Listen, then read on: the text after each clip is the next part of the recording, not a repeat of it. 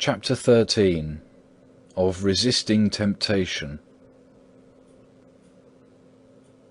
So long as we live in the world, we cannot be without trouble and trial. Wherefore it is written in Job, "The life of man upon the earth is a trial." Job 7, verse 1.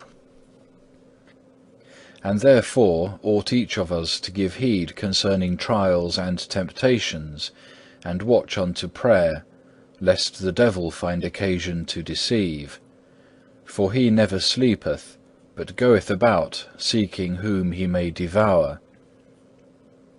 No man is so perfect in holiness that he hath never temptations, nor can he ever be wholly free from them. Yet, notwithstanding, temptations turn greatly unto our profit, even though they be great and hard to bear. For through them we are humbled, purified, instructed. All saints have passed through much tribulation and temptation, and have profited thereby. And they who endured not temptation became reprobate and fell away. There is no position so sacred, no place so secret, that it is without temptations and adversities. There is no man wholly free from temptations so long as he liveth, because we have the root of temptation within ourselves, in that we are born in concupiscence. One temptation or sorrow passeth, and another cometh, and always we shall have somewhat to suffer, for we have fallen from perfect happiness. Many who seek to fly from temptations fall yet more deeply into them. By flight alone we cannot overcome, but by endurance and true humility we are made stronger than all our enemies. He who only resisteth outwardly, and pulleth not up by the root, shall profit little. Nay, rather temptations will return to him the more quickly, and will be the more terrible. Little by little, through patience and long-suffering, thou shalt conquer by the help of God, rather than by violence and thine own strength of will. In the midst of temptation, often seek counsel, and deal not hardly with one who is tempted, but comfort and strengthen him, as thou wouldest have done unto thyself. The beginning of all temptations to evil is instability of temper and want of trust in God.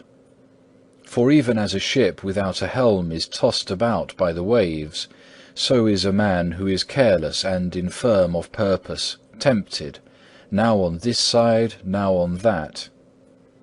As fire testeth iron, so doth temptation the upright man. Oftentimes we know not what strength we have, but temptation revealeth to us what we are. Nevertheless we must watch, especially in the beginnings of temptation, for then is the foe the more easily mastered, when he is not suffered to enter within the mind, but is met outside the door as soon as he hath knocked. Wherefore one saith, "Check the beginnings. Once thou mightst have cured, but now 'tis past thy skill, too long hath it endured." For first cometh to the mind the simple suggestion, then the strong imagination, afterwards pleasure, evil affection, assent, and so, little by little, the enemy entereth in altogether, because he was not resisted at the beginning. And the longer a man delayeth his resistance, the weaker he groweth, and the stronger groweth the enemy against him. Some men suffer their most grievous temptations in the beginning of their conversion, some at the end. Some are sorely tried their whole life long. Some there are who are tempted but lightly, according to the wisdom and justice of the ordering of God, who knoweth the character and circumstances of men, and ordereth all things for the welfare of his elect. Therefore we ought not to despair when we are tempted, but the more fervently should cry unto God that he will vouchsafe to help us in all our tribulation, and that he will, as St. Paul said, with the temptation make a way to escape, that we may be able to bear it. 1 Corinthians chapter 10, verse 13. Let us therefore humble ourselves under the mighty hand of God in all temptation and trouble, for he will save and exalt such as are of an humble spirit. In temptations and troubles a man is proved, what progress he hath made, and therein is his reward the greater, and his virtue doth the more appear.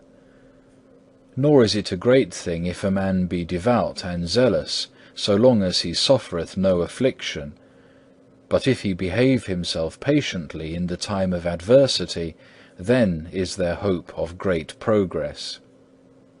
Some are kept safe from great temptations, but are overtaken in those which are little and common, that the humiliation may teach them not to trust to themselves in great things, being weak in small things.